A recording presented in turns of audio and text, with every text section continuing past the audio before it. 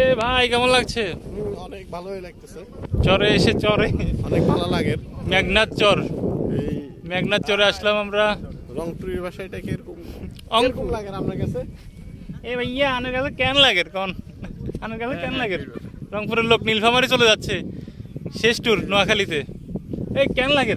ভালো ভালো ভালো ফিলিং বেটার। নোয়াখালী চর ভাল লাগে। সুন্দর সুন্দর ইয়ে আছে, এগুলো আর ইয়ে হইতো না কেন?